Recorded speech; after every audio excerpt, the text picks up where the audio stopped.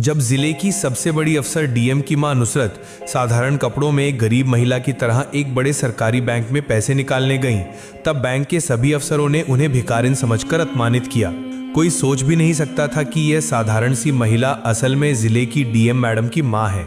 सभी ने उन्हें तिरस्कार की नजरों से देखा और सोचने लगे कि ऐसी औरत इतने बड़े बैंक में क्या करने आई है। इसी बीच वो महिला धीरे धीरे काउंटर की ओर बढ़ने लगी। काउंटर पर कल्पना नाम की एक सुरक्षा गार्ड बैठी थी। वो बुजुर्ग महिला कल्पना से बोली, बेटी मुझे बैंक से पैसे निकालने हैं, ये रहा चेक। कल्पना ने चेक देखे बिना ही महिला को कहना शुरू कर दिया, तुम्हारी इतनी हिम्मत कैसे हुई बैंक आने की? ये बैंक तुम्हारे जैसे लोगों के लिए नहीं है। भिखारिन, यहाँ क्यों आई हो? ये बैंक बड़े लोगों का है, यहाँ बड़े बड़े लोगों के अकाउंट हैं। तुम्हारे जैसी औरत की तो ऐसे बैंक में खाता खुलवाने की औकात ही नहीं है। निकल जाओ यहाँ से, नहीं तो मार कर भगा दूंगी। महिला बोली, बेटी तुम पहले चेक तो देखो, मुझे 5 लाख रुपए नकद निकालने हैं। ये सुनते ही कल्पना गुस्से से आग बबूला हो गई। ये कोई मजाक करने की जगह है क्या? क्या सोच रही हो तुम जो कहोगी मैं मान लूंगी। तुम्हारे जैसी औरत की इतनी औकात ही नहीं। और क्या कहा, 5 लाख? जिंदगी में कभी इतने पैसे देखे हैं? जल्दी से यहाँ से निकल जाओ, नहीं तो धक्का मारकर बाहर फेंक दूंगी। ठीक उसी समय बैंक मैनेजर अपने केबिन से बाहर झांकते हुए बोले, कौन इतना हंगामा कर रहा है? कल्पना तुरंत बोली, कोई भिखारिन औरत है सर, जा नहीं रही है। बैंक मैनेजर गुस्से से बाहर आए और बिना कुछ पूछे उस बुजुर्ग महिला को एक जोरदार थप्पड़ मार दिया। थप्पड़ इतना जोर का था कि महिला लड़खड़ाकर जमीन पर गिर पड़ी। फिर मैनेजर ने सिक्योरिटी गार्ड को बुलाकर कहा, क्या कर रही हो तुम? घसीट कर बाहर निकालो इस औरत को, पता नहीं कहां कहां से ऐसे लोग आ जाते हैं। कल्पना ने जबरदस्ती उस महिला को बैंक से धक्का देकर बाहर निकाल दिया। वहां मौजूद सभी ग्राहक और कर्मचारी चुपचाप सब कुछ देख रहे थे। कोई नहीं जानता था कि ये महिला जिले की डीएम नुसरत की मां है और ये पूरी घटना बैंक के सीसीटीवी कैमरे में रिकॉर्ड हो रही थी। घर लौटकर वो महिला रोते रोते अपनी बेटी डीएम नुसरत को फोन कर पूरी घटना बताती है। कैसे बैंक में मेरे साथ अपमान किया गया, कैसे मुझे जलील करके बाहर निकाल दिया गया।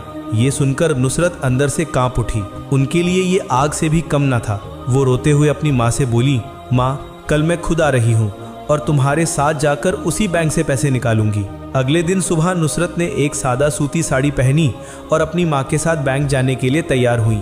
माँ बेटी एक दूसरे को गले लगाती हैं। उनकी आंखों में आंसू थे, गर्व के भी और पीड़ा के भी। नुसरत की माँ अपनी बेटी पर गर्वित थी। उन्होंने कितने संघर्षों से उसे पाला पोसा, पढ़ाया और आज इतने ऊंचे पद पर पहुंचाया। सुबह ठीक 11 बजे माँ बेटी बैंक के बाहर पहुंची। बैंक अब तक नहीं खुला था, जबकि बैंक खुलने का समय 10 बजे था। नुसरत शांति से दरवाजे के पास बैठकर इंतजार करने लगी। थोड़ी देर बाद जब बैंक खुला तो वे दोनों अंदर प्रवेश करती हैं। दोनों के कपड़े इतने साधारण कपड़ों में थे कि वहां मौजूद ग्राहक और कर्मचारी उन्हें एक सामान्य ग्रामीण महिला और युवती समझकर भ्रमित हो गए। कोई कल्पना भी नहीं कर सकता था कि यही नुसरत जिले की डीएम है। धीरे धीरे वे काउंटर की ओर बढ़ी। वहां वही कल्पना बैठी थी। नुसरत विनम्रता से बोली, मैम हमें पैसे निकालने हैं, माँ की दवाई लेनी है और कुछ जरूरी काम भी हैं। ये रहा चेक, कृपया देख लीजिए। कल्पना ने दोनों महिलाओं को सिर से पांव तक देखा। साड़ी में एक वृद्ध महिला और साधारण कपड़ों में एक युवती। किसी भी हाल में वे अधिकारी नहीं लग रही थी। उसने व्यंग में कहा, आप शायद गलत बैंक में आ गई हैं। ये शाखा हाई प्रोफाइल क्लाइंट्स के साथ काम करती है। नुसरत मुस्कुराकर जवाब देती हैं, एक बार चेक करके देख लीजिए मैडम, अगर ना हो तो हम चले जाएंगे।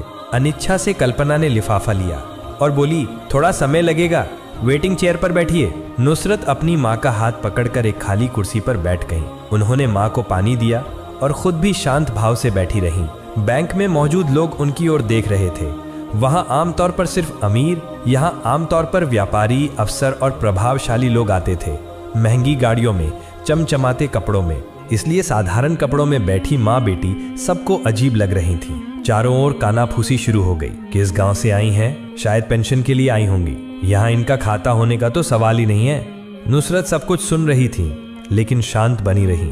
उनकी माँ थोड़ी असहज हो रही थी लेकिन अपनी बेटी का धैर्य देखकर खुद को संभाल लिया। कुछ देर बाद नुसरत ने कल्पना से कहा, अगर आप व्यस्त हैं तो कृपया मैनेजर से मिलने की व्यवस्था कर दीजिए, मुझे एक जरूरी बात करनी है। कल्पना झुंझलाकर फोन उठाती है और मैनेजर के केबिन में कॉल करती है। सर, एक महिला आई हैं, कह रही हैं कि आपसे मिलना है, भेज दूं? मैनेजर काम करते हुए झांक कर देखता है। सामने साधारण कपड़ों में एक महिला अपनी माँ के साथ बैठी है। उसे बिल्कुल भी अवसर नहीं लग रही थी। वो ठंडे स्वर में बोला, मुझे फालतू लोगों के लिए वक्त नहीं है, कह दो बैठे रहें। कल्पना बोली, आप वेटिंग चेयर पर बैठिए, सर थोड़ी देर में फ्री होंगे। नुसरत कुछ नहीं बोली, बस माँ का हाथ पकड़कर शांत भाव से बैठी रही। एक अफसर की मर्यादा और एक बेटी का धैर्य। नुसरत तब भी पूरी तरह शांत और संयमित थी, लेकिन माँ की बेचैनी और लोगों की कानाफूसी देखकर उन्होंने माँ का हाथ कस के पकड़ा और बोली, माँ, लग रहा है इन लोगों को कोई फर्क नहीं पड़ता, अब मुझे ही कुछ करना होगा। वो धीरे से उठी, साड़ी का पल्लू ठीक किया और सीधा मैनेजर के केबिन की ओर बढ़ गई। मैनेजर,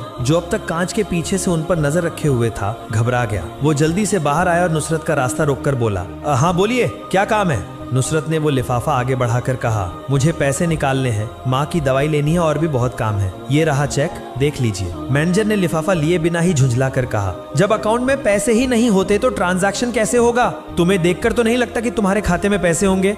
बड़ी आई हो पैसे निकालने। नुसरत अब भी बेहद शांत स्वर में बोली, अगर आप एक बार चेक करके देख लेते तो बेहतर होता, इस तरह अंदाजा लगाना ठीक नहीं। मैनेजर अब खुलकर हंसने लगा, भाई साहब, मेरे पास इतनी अनुभव है कि चेहरे देखकर ही समझ जाता हूँ कि किसके पास क्या है। रोज ही तुम्हारे जैसे लोग आते हैं, तुम्हारे खाते में कुछ होगा? मुझे तो नहीं लगता। अब और भीड़ मत करो, देखो सब तुम्हें ही देख रहे हैं, माहौल खराब हो रहा है। अच्छा होगा अगर तुम अभी चली जाओ। नुसरत का चेहरा अब भी स्थिर था, लेकिन उसकी आंखों में एक अलग चमक आ गई थी। जहां पहले शांति थी, अब वहां कठोरता उतर आई थी। उन्होंने बिना कुछ कहे लिफाफा मेज पर रख दिया और शांत स्वर में बोली, ठीक है, जा रही हूँ, लेकिन एक अनुरोध है, इस लिफाफे में जो जानकारी है कृपया एक बार जरूर पढ़िएगा, शायद आपके किसी काम आ जाए। इतना कहकर उन्होंने अपनी माँ का हाथ थामा, चेहरा मोड़ा और दरवाजे की ओर बढ़ गई। लेकिन दरवाजे पर पहुंचकर वो मुड़ी और गहरी नजर डालते हुए बोली, बेटा, इस व्यवहार का अंजाम तुम्हें भुगतना पड़ेगा, वक्त सब कुछ समझा देगा। पूरा बैंक कुछ क्षणों के लिए, पूरा बैंक एक पल के लिए निस्तब्धता में डूब गया। ना कोई आवाज, ना कोई गुस्सा, सिर्फ मर्यादा में लिपटी एक चेतावनी जो किसी आंधी से कम नहीं थी। मैनेजर एक पल के लिए ठहर गया, फिर हंसते हुए बोला,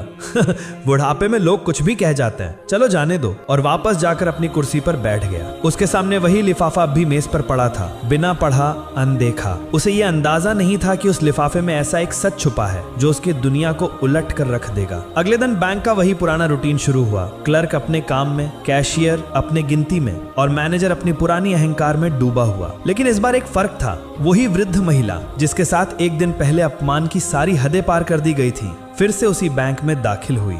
मगर इस बार वो अकेली नहीं थी, उनके साथ था एक तेज तर्रार अफसर जो सूट बूट में चमक रहा था। उसके हाथ में था एक चमचमाता ब्रीफकेस। उनके प्रवेश के साथ ही पूरा बैंक उसी दिशा में देखने लगा। महिला किसी को कुछ कहे बिना सीधे मैनेजर के केबिन की ओर बढ़ी। मैनेजर उन्हें पहले पहचान नहीं पाया, लेकिन जैसे जैसे वो करीब आईं, उनका चेहरा साफ होता गया। वही महिला जिसकी फाइल उसने कल लौटा दी थी, जिसकी साड़ी पर वो हंसा था, जिससे कहा था तुम जैसे ग्राहक नहीं चाहिए, और जिसे उसने बाहर निकाल दिया था। अब उसके चेहरे पर डर की परछाई उभरने लगी। घबराकर वो खुद ही केबिन से बाहर आ गया। महिला के चेहरे पर अब आत्मविश्वास और गरिमा की चमक थी। वो नहीं रुकी, सीधे मैनेजर के सामने खड़ी होकर तीखे स्वर में बोली, मैनेजर साहब, मैंने कल ही कहा था आपको अपने व्यवहार का परिणाम भुगतना पड़ेगा। आपने सिर्फ मुझे नहीं, मेरे जैसे हजारों सामान्य नागरिकों को तुच्छ समझने की कोशिश की है। अब समय आ गया है कि आप सजा भुगतें। मैनेजर स्तब्ध होकर बोला, आप कौन है जो मुझे सिखाने आई हैं? ये आपका घर नहीं है, ये बैंक है, और आप यहाँ मेरा क्या कर सकती हैं? महिला उसकी बात बीच में ही रोककर मुस्कुरा उठी,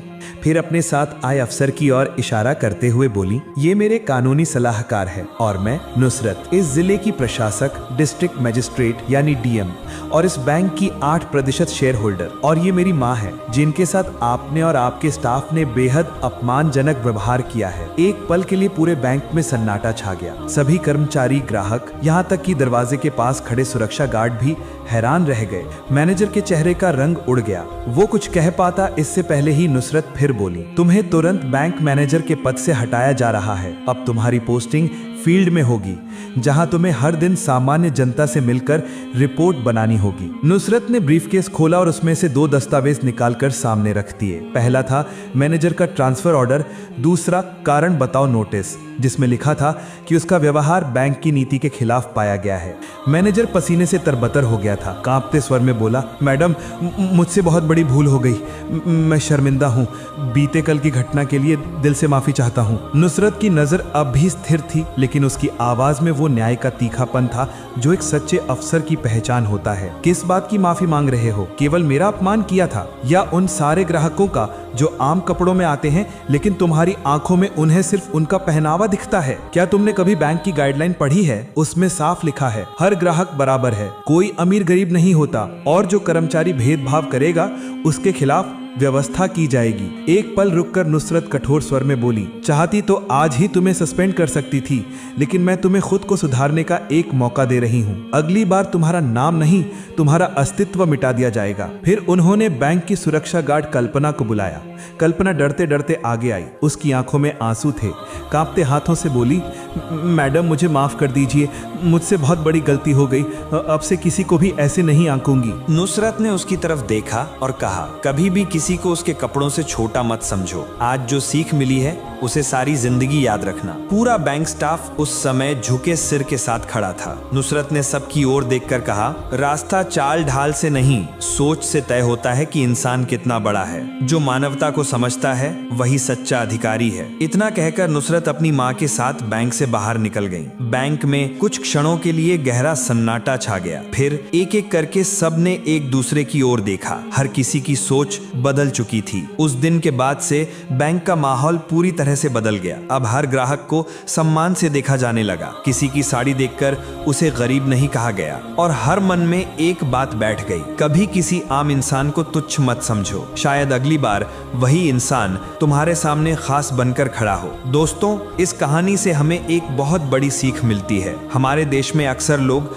दूसरों को उनके कपड़ों, हालात या स्थिति से आंकने लगते हैं, लेकिन ये कहानी सिखाती है कभी किसी को उसकी सादगी या आमियत के लिए कम मत समझो। हो सकता है वो इंसान तुमसे कहीं ऊंचे पद पर हो या तुमसे कहीं ज्यादा सम्मान के लायक हो। हर इंसान को बराबर सम्मान देना चाहिए, चाहे वो गरीब हो या अमीर। इंसानियत से व्यवहार करना ही असली मानवता है। यही है हमारी संस्कृति, यही है हमारा गौरव। दोस्तों, आज की कहानी यहीं समाप्त होती है।